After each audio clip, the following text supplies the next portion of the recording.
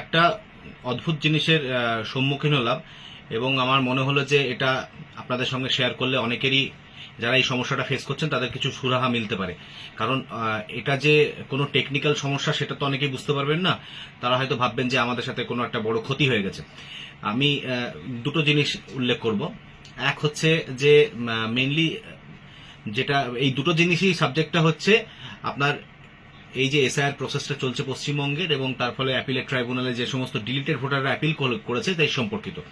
মাথায় রাখতে হবে যে ভোটাররা অ্যাপিল ফাইল করেছে ইলেকশন কমিশন অফ ইন্ডিয়ার ওয়েবসাইটে একটা ডেডিকেটেড পোর্টাল খুলে দেওয়া হয়েছিল, সেই পোর্টালে গিয়ে, অর্থাৎ অনলাইন অ্যাপিল যারা ফাইল করেছে তারা ইলেকশন কমিশনের ওয়েবসাইটে গিয়ে পোর্টালে গিয়ে অনলাইন অ্যাপিল ফাইল করেছে।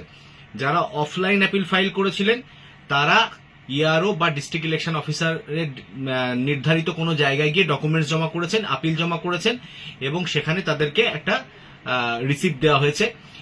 যদিও এরকম অভিযোগ শোনা যাচ্ছে যে অনেক ক্ষেত্রে রিসিপ্ট দেওয়া হয়নি, কিন্তু আমি ধরে নিলাম রিসিপ্ট দেওয়া হয়েছে।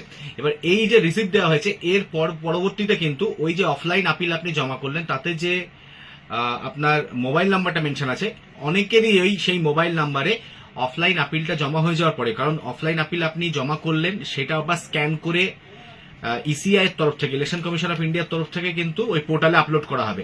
তো আপলোড যখন করা হবে তখন একটা অ্যাপিল নাম্বার জেনারেট হবে। এরকম অ্যাপিল নাম্বার অনেকে পেয়েছেন, এখনো পর্যন্ত অনেকে এই অ্যাপিল নাম্বারের অপেক্ষা করছেন।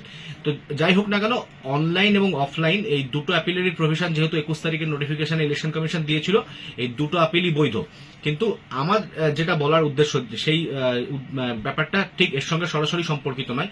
সম্পর্কিত হচ্ছে ট্রাইব্যুনালে পেন্ডিং থাকা আপিল নিয়ে। যে ঘটনাটা আমি দেখলাম যে আমাদের কাছে আমার ক্লায়েন্ট এসেছিলেন, যেটা তারা 5 ভাই, নোটিশ এসেছিল 6 প্রজনীর। এবার 5 ভাই হলে নোটিশ 6 প্রজনীর আসা উচিত নয়, কারণ ম্যাপিং সেক্ষেত্রে 6-এর নিচে হয়েছে। কিন্তু যেহেতু ইলেকশন কমিশন এই এসআইআর প্রসেসে কোনো নিয়ম নীতির তোয়াক্কা করেনি, পুরোটাই এআই জেনারেটেড ভাবে হয়েছে এবং পুরো হিমসিক্যাল প্রসেস একখানা, সুতরাং আমি না হয় সেটা ছেড়ে দিলাম যে 5 হওয়া সত্ত্বেও 6 জনের ম্যাপিং এর নোটিশ দিয়েছে, আমি তর্কের খাতিরে সেটাকে সরিয়ে রাখলাম। কিন্তু এখন 5 জনেরই নাম যখন ডিলিট হয়ে গেল, ফাইনাল রোলে তাদেরকে অ্যাডজুডিকেশনে রাখলো, পরবর্তীকালে জুডিশিয়াল অফিসাররা তাদের ডিলিট করলেন। ডিলিট করার পর তারা ট্রাইব্যুনালে আপিল করলো। এবার এই 5 ভাইয়েরই কিন্তু শুনানির নোটিশ আসে এবং তারা শুনানিতে পার্টিসিপেট করে। কিন্তু অদ্ভুত ব্যাপার হচ্ছে এটাই যে একই কারণে 5 জনের নোটিশ এসেছিল লজিক্যাল ডিসক্রিপেন্সিতে, তারা একই বাবার সন্তান, 5 জনেই একই গ্রাউন্ডে অ্যাপিল ফাইল করেছে। কারণ 6 প্রজনীটা হওয়া কোনো আইন বিরুদ্ধ হতে পারে না যার জন্য কারো নাম বাদ যেতে পারে। এটা খুব অদ্ভুত লাগে শুনতে। যাই হোক, তাও জুডিশিয়াল অফিসাররা বাদ দিয়েছেন যখন আমাদের মানতে হচ্ছে। কিন্তু তারপরে দেখা যাচ্ছে যে অ্যাপিলেট ট্রাইব্যুনালে 5 ভাইয়ের যখন শুনানি হলো, 4 ভাইয়ের স্ট্যাটাস দেখাচ্ছে অ্যাপিলের যে তাদেরকে ইনক্লুড করা হয়েছে ই রোলে, অর্থাৎ তাদের ভোটার লিস্টে নাম ঢুকে গেছে। কিন্তু 5ম ভাইয়ের দেখা যাচ্ছে যে তারকে এক্সক্লুড করা হয়েছে। এবার যে জিনিসটা আমার বলা সেটা হচ্ছে যে তার status excluded from e roll দেখাচ্ছে, তাকে কিন্তু ট্রাইব্যুনাল থেকে তারপর আবার ফোন করা হয়।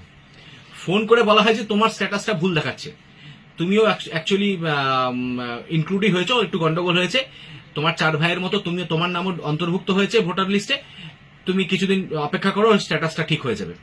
তো মোদ্দা কথা হচ্ছে এই যে পোর্টাল, যেটা ইলেকশন কমিশনের ওয়েবসাইট, যেটা সেই ইলেকশন কমিশনের ওয়েবসাইট ভুলে পড়া এবং এখানে একই জিনিসের স্ট্যাটাস এক এক সময় এক এক রকম দেখাচ্ছে। অর্থাৎ একজন ভোটার যে ট্রাইব্যুনাল অ্যাপিল করেছে, যার অ্যাকচুয়ালি অ্যাপিল অ্যালাউ হয়েছে এবং তার নামটা অন্তর্ভুক্ত হওয়ার কথা, তাকেও কিন্তু ডিলিটেড দেখাচ্ছে। তো তাকে তারপর আবার তার জন্য তারা ওখান থেকে ফোন করে বলছে, ট্রাইব্যুনালের তরফ থেকেই ফোন করে বলা হয়েছে যে তোমার আসলে ঢুকে গেছে, নাম ইনক্লুড হয়ে গেছে কিন্তু ওটা এক্সক্লুড দেখাচ্ছে, ওটা ঠিক হয়ে যাবে। তাকে বলেছে যে তুমি কোনো আইনি পদক্ষেপের দিকে এখন হেঁটো না। এটা একটু শুনতে কতটা অদ্ভুত লাগে এই জন্যই আরো, যে এত বড় একটা ট্রাইব্যুনাল ফাংশন করছে কিন্তু এই ট্রাইব্যুনালের নিজস্ব বলে কিচ্ছু নেই। এই ট্রাইব্যুনাল সম্পূর্ণভাবে ইলেকশন কমিশন অফ ইন্ডিয়ার উপরে নির্ভরশীল এবং আমরা আপিল যেটা করেছি সেটাও ইলেকশন কমিশনের পোর্টালে করেছি, সেখান থেকে কাগজ যাচ্ছে ট্রাইব্যুনালে, যেটা অন্যতম একটা কারণ পুরো প্রসেসটা তো দেরি হওয়ার। কারণ কাগজটা যদি আমরা সরাসরি, আমরা ধরুন হাইকোর্টে মামলা হচ্ছে, তা হাইকোর্টে মামলা আমরা হাইকোর্টে কাগজ জমা করে করব, এখানে ট্রাইব্যুনালে মামলা হচ্ছে, কাগজ জমা হচ্ছে ইলেকশন কমিশনের কাছে, অনলাইন অফলাইন হোয়াটএভার, তারপর সেখান থেকে যাচ্ছে ওখানটাতে। তো এই পুরো প্রসেসে কমিউনিকেশন বা সমন্বয়ের একটা বিস্তর গ্যাপ দেখা যাচ্ছে, যার ফলে এই ডিলে, এই যে দেরি হচ্ছে এত, তাতে বিচারকরা পদত্যাগ করছেন, কারণ তারা একরকম ভাবে কাজ করতে অভ্যস্ত। এখন কাজ করতে গিয়ে দেখতে পাচ্ছে যে ইলেকশন কমিশনের উপর নির্ভরশীল হয়ে থাকতে যাচ্ছে এবং ইলেকশন কমিশনের খেয়াল খুশি চলছে যাকে বলে। এখন ভোট মিটে গেছে, ইলেকশন কমিশনের আর জন্য কোনো দায় নেই। তো এটা একটা উদাহরণ দিলাম। এবার দ্বিতীয় উদাহরণটাই আসি। দ্বিতীয় উদাহরণটা আরো মারাত্মক। যারা অ্যাপিল ফাইল করেছেন এবং যাদের এখনো পর্যন্ত পেন্ডিং দেখাচ্ছে, তারা নিশ্চয়ই টাইম টু টাইম তাদের অ্যাপিলের স্ট্যাটাসটা চেক করছেন ইলেকশন কমিশনের ওয়েবসাইটে গিয়ে। তো ইলেকশন কমিশনের ওয়েবসাইটে গেলে দেখবেন ওখানে অ্যাকশন টেকেন অন বলে ডেট মেনশন করা থাকছে, যে কবে কি হচ্ছে, একটা ছোট্ট করে যে অ্যাপিল ফাইলড অন অমুক তারিখে আপনি অ্যাপিল ফাইল করেছে এবং অ্যাকশন টেকেন অমুক বলে একটা ডেট দিয়ে যে অমুক তারিখে কি হয়েছে না হয়েছে ইত্যাদি। এবার সম্প্রতি একদমই সম্প্রতি গত 5-7 দিন থেকে দেখবেন অনেকেরই অ্যাপিল স্ট্যাটাসে গিয়ে দুম করে দেখাচ্ছে যে excluded from e roll, do you want to prefer an appeal. অর্থাৎ যে স্ট্যাটাসটা আপনার যখন অ্যাডজুডিকেশনে ছিল এবং তারপরে জুডিশিয়াল অফিসাররা ডিলিট করলো সাপ্লিমেন্টারি রোল পাবলিকেশনের সময়, সাপ্লিমেন্টারি ভোটার লিস্ট পাবলিকেশনের সময়তে, সেই স্ট্যাটাসটাতে তখন আপনাকে এটা দেখাচ্ছিল আপনার এপিকে স্ট্যাটাস, যে আপনার নাম বাদ গেছে, আপনি কি অ্যাপিল ফাইল করতে চাইছেন। সেই স্ট্যাটাসটা পুনরায় এখন আবার দেখাচ্ছে। আপনি যখন আজকের দিনে অ্যাপিল ফাইল করে ফেলেছেন এবং অ্যাপিলটা স্ট্যাটাস চেক করতে যাচ্ছেন যে ট্রাইব্যুনালে অ্যাপিলটা আমার কি হলো, আমার নোটিশ কেন আসছে না, কতদিন আর অপেক্ষা করতে হবে, এই সমস্ত জিনিসের জন্য যখন আপনি আপনার অ্যাপিলের স্ট্যাটাস চেক করছেন, তখন দেখাচ্ছে প্রথমে সেই এপিকে স্ট্যাটাসটা, মানে আপনার ভোটার কার্ডের যে নাম্বার, সেই নাম্বারের স্ট্যাটাসটা দেখাচ্ছে যে আপনার নাম বাদ চলে গেছে, আপনি কি অ্যাপিল ফাইল করতে চাইছেন। এবার প্রশ্ন হচ্ছে, মানে বলার মানে যেটা মেন জিনিস সেটা হচ্ছে এটাই যে আপনার যদি ট্রাইব্যুনালে আপিল করা থাকে এবং সেটাতে যদি ডিলিট হয়ে যায়, সেখানে পুনরায় আপিলের তো কোনো প্রভিশন নেই, সেটাকে আপনাকে তার উপরের কোর্টে চ্যালেঞ্জ করতে হবে, অর্থাৎ হাইকোর্টে চ্যালেঞ্জ করতে হবে। কিন্তু এখানটাতে যে স্ট্যাটাসটা দেখাচ্ছে, অনেকের ক্ষেত্রে এমন হয়েছে যাদের আপিল পেন্ডিং আছে, যে তাদের দেখাচ্ছে excluded from e-roll, do you want to prefer an appeal.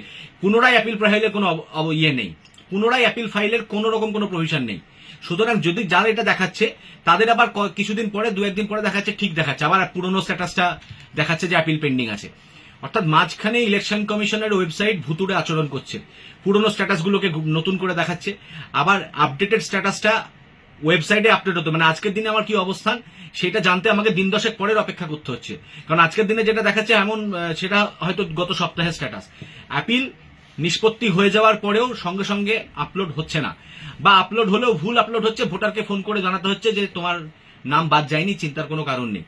Election commission of portal যার উপরে নির্ভরশীল করে পুরো প্রসেসটা চলছে, সেটা এই পুরো এসআইআর প্রসেসের মতনই খামখেয়ালি, যে কারণে বিভিন্ন ভোটারের মানে মানুষকে হয়রানির চরম সীমা। এবং এই অবস্থায় দাঁড়িয়ে দুর্ভাগ্যজনকভাবে হলেও এটা সত্যি যে কোনো কোর্টই সাধারণ ভোটারের পাশে দাঁড়িয়ে তাদের দ্রুত সুরাহার ব্যবস্থা বলতে যেটা বোঝায় এক্স্যাক্টলি, যে মানুষের যাতে হয়রানি কম হয়, সেজন্য তার জেলায় বসে বিচারটা পায়, সেই সমস্যাটার কথা কিন্তু ভাবেনি। কারণ মহামান্য সুপ্রিম কোর্টকেও কিন্তু এই অনুরোধ করা হয়েছিল যে জেলায় জেলায় ট্রাইব্যুনালগুলো হোক, সেই অনুরোধ সুপ্রিম কোর্ট খারিজ করেছে। এখন আবার একটা চেষ্টা চলছে যাতে সুপ্রিম কোর্ট সেটা মেনে নেয়। যদি মেনে নেয় তাহলে খুবই ভালো, কারণ যদি জেলায় জেলায় ট্রাইব্যুনালগুলো হয়, সাধারণ মানুষকে এত হয়রানির মধ্যে পড়তে হয় না।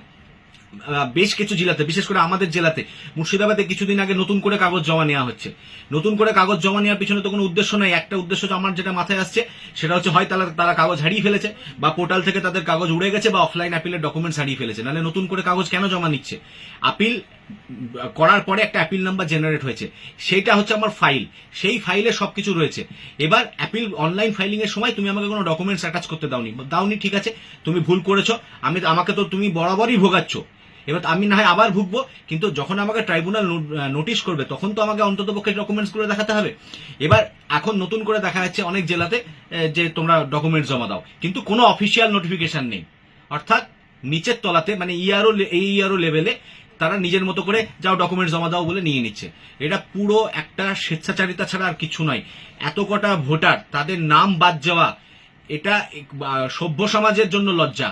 কারণ হচ্ছে ইনক্লুশনের রেট ট্রাইব্যুনালে কিন্তু 70% প্রায়, মাথায় রাখতে হবে এটা। এবং ন্যায় বিচার যদি, মানে সত্যি করে যদি ভোটারদেরকে শুনানির সুযোগ দেওয়া হয়, এই রেটটা 90% যাবে। কারণ ট্রাইব্যুনালও কিন্তু সুপ্রিম কোর্টের অর্ডারকে মান্যতা না দিয়ে অনেককে না নোটিশ করেই ট্রাইব্যুনাল নাম ডিলিট করেছে।